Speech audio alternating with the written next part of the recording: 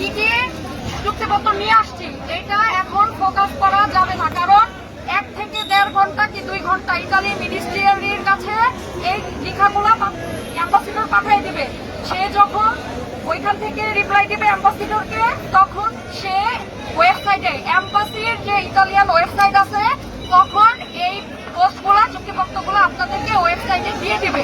তার আগে আমাদেরকে একটু বলার সুযোগ দিন দয়া করে যে আমরা কি কি সমস্যা উত্থাপন করছি, ওরা কি কি আশ্বাস আমাদেরকে দিতে, কখন আমরা আপনাদের মাঝে আসছি এটা একটু বলার সুযোগ দেন।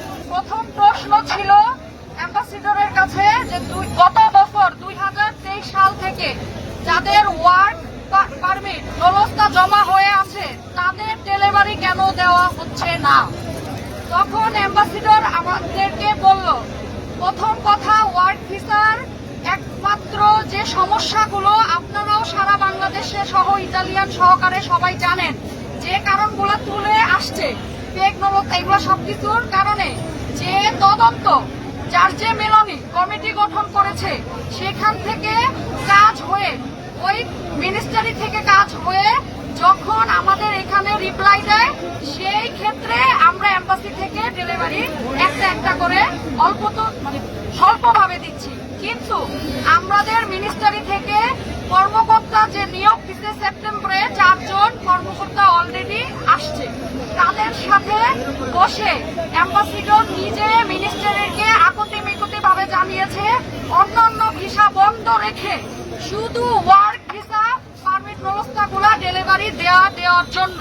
দ্বিতীয়ত কথা বলেছি, শুধু কর্মী সমস্যার কারণে যদি হয়ে থাকে তাহলে আপনারা 400-500 করে জমা নিচ্ছেন বিএসএফ গ্লোবাল, তাহলে ওয়ার্ক ভিসা প্রতিদিন 3টা গ্লোবালে 100টা করে বা 50টা কেন ডেলিভারি দিচ্ছেন না।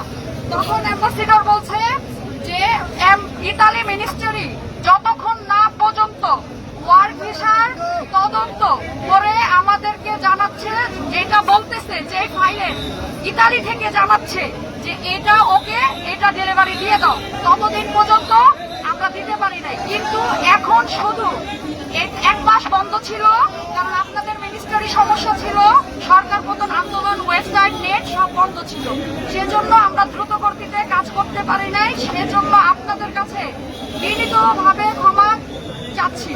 আমি অ্যাম্বাসিডর হিসেবে চুক্তিবদ্ধ করলাম, খুব তাড়াতাড়ি লিখিতভাবে বললাম যে শুধু ওয়ার্ক ভিসা ডেলিভারি ছাড়া ইতালি 3টা গ্লোবাল আপাতত কোনো ডেলিভারি দিবে না। এবং এই প্রস্তাবটা শুধু আমি অ্যাম্বাসিডর না, এজ এ ইতালিয়ান মিনিস্ট্রি, স্বরাষ্ট্র মন্ত্রণালয়, প্রবাসী কল্যাণ মন্ত্রণালয়, পররাষ্ট্র মন্ত্রণালয়, 3 মন্ত্রণালয়ে এখনই আমি অ্যাম্বাসিডর হিসেবে স্মারকলিপি পাঠিয়ে দিব। তারা যখন আমাদেরকে রিপ্লাই দিয়ে দিবে সাথে সাথে আপনাদের ওয়েবসাইটে আমি অ্যাম্বাসিডর দিয়ে দিব। যারা বিভিন্ন দেশ থেকে এসে ভিসার মেয়াদ শেষ করে ফেলছেন, যারা বেকারত্ব ভাবে জীবনযাপন করছেন, তারা দয়া করে আমাদের কাজের ফরকাতে আর মাত্র কিছুদিন সময় আপনাদের কাছে চেয়ে নিচ্ছি। যদি এটার বিলম্ব হয় তখন আপনারা কোনো পদক্ষেপ নিয়ে যত সঠিক ব্যবস্থা আছে তার একটিও রিজেক্ট যাবে না। তখন আমরা প্রশ্ন করছি, আপনারা মেল চেক করে যদি অ্যাপয়েন্টমেন্ট দিয়ে থাকেন সেখান থেকে অরিজিনাল কাগজে দেখা যাচ্ছে ব্যবস্থা রিজেক্ট হচ্ছে, তখন বলতে হ্যাঁ অরিজিনাল ব্যবস্থারও 2-1টা রিজেক্ট আমরা দিচ্ছি, সেগুলো আগে কাজ করতেছি।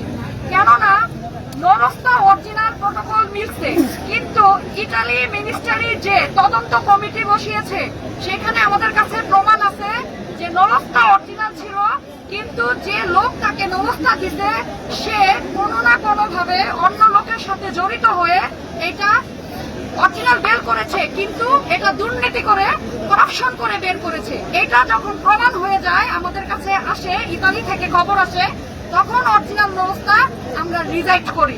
কিন্তু কোনো মালিক প্রত্যাখ্যান করে না, কোনো ব্যবস্থার মেয়াদ শেষ হয়ে যাওয়ার কারণে আমরা রিজেক্ট করি না। এখন যেগুলো আটকে আছে সেগুলা টোটালি তদন্ত একমাত্র ইতালি মিনিস্ট্রি করতেছে।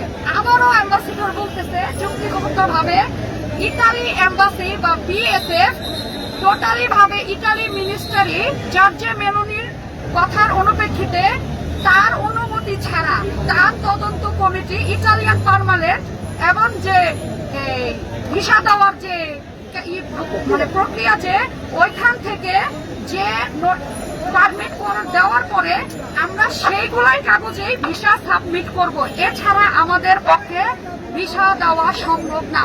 যদি আপনারা তদন্তম জার্জে মেলোনিরে সময় না দেন, তাহলে সে অতি শীঘ্রই পাসপোর্ট দিয়ে দেওয়ার জন্য, যার অনেক সমস্যা হচ্ছে এবং যারা আমাদেরকে সময় দিতে ইচ্ছুক না, তারা উত্তর দিয়ে পাসপোর্ট নিয়ে যেতে পারেন। সেক্ষেত্রে ইতালি মিনিস্টারি আপনাদেরকে কৈফিয়ত দিতে বাধ্য নয়। ইতালিয়ান মিনিস্টারকে অবশ্যই সময় দিতে হবে। তাইলে কতদিন সময় লাগবে আমি প্রশ্ন করেছি। আর কত, 1 বছর হয়ে গেছে, এটার নিশ্চয়তা কি? আর কতদিন সব কাজের জন্য অপেক্ষা করব? তখন সে লিখিত উল্লেখিত জানুয়ারি মাসের নাম বলে দিয়েছে। আমি চুক্তিবদ্ধভাবে অ্যাম্বাসিডর জানুয়ারি এন্ড ফেব্রুয়ারিও উল্লেখ করে দিলাম। এই সময়সীমার মধ্যে আপনাদের ওয়ার্ক ভিসাগুলো দিয়ে দেওয়া হবে। যদি এই সময়টুকু আপনারা না দেন, তাইলে ইতালিয়ান মার্জে জেলোনি মানে যে মিডিয়া, যে মাফিয়া তদন্ত বসিয়েছে, তখন সেখানে বাধ্যগত হবে বলতে যে বাংলাদেশ টোটালি করাপশনের সাথে জড়িত। যদি আপনারা সুষ্ঠুভাবে সুষ্ঠু কাগজের ভিসা চান, তাইলে ইতালি মিনিস্টারিকে সময় দেন। এম্বাসির হাতেও ওয়ার্ক ভিসার কোনো ক্ষমতা এখন জার্জে মেলোনি রাখে নাই।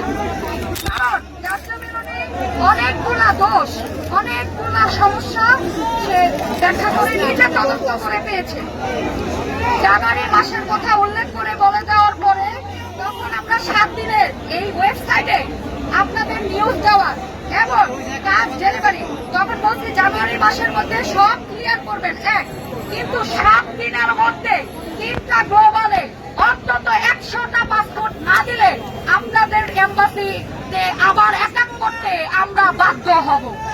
তখন তারা বলেছে 3টা গ্লোবালে আমরা আপ্রাণ এবং আমাদের বেস্ট চেষ্টা করবো, কথা দিলাম। 3টা ঢাকা, চিটাগাং এন্ড সিলেট মিলে আপনাদের শুধু ওয়ার্ক ভিসা 100টা ডেলিভারি দিব। যদি এর পরেও আপনাদের ওয়ার্ক ভিসা ডেলিভারি না হয়, তখন আপনারা যে কোনো এগেন্স্ট আমাদের বিরুদ্ধে দিতে পারেন। তারপর এটা সে শুধু মুখে বলে নাই, ইতালি মিনিস্টারি ওয়েবসাইটে এবং ইতালি যে যা বড় বড় কমিউনিটি আছে ওয়ার্ক ভিসার জন্য কাজ করে, সবাইকে আকুতি মিকুতি ভাবে কেন এতভাবে রিকোয়েস্ট করবে? কারণ অ্যাম্বাসিডারকে 5টা সমস্যা, এমনকি যে ভাইরা গেছিল এবং আমি সহকারে আকুতি মিকুতি করে, কান্না করে, সহকারে ব্যাখ্যা করে, বাচ্চা বউ বাবা সবার অবস্থার পরিণতি, ওষুধ কিনতে পারে না, খাবার খেতে পারে না, কোথাও যেতে পারে না, সব লিখিত প্রকাশ করার পরে তখন অ্যাম্বাসিডর বলেছে, আপনারা যারা এত সমস্যা ভোগ করতেছেন তাদেরকে আমি অ্যাম্বাসিডর হিসেবে ফাইনালি একটা দিলাম যে জার্জে মেলোনিকে অবশ্যই মিনিস্টারি ভাবে ফোকাসটা সবচেয়ে বেশি দিবে, এটা সে আশ্বাস দিয়েছে। শুধু মুখে আশ্বাস দেয় নাই ভাই, সহকারে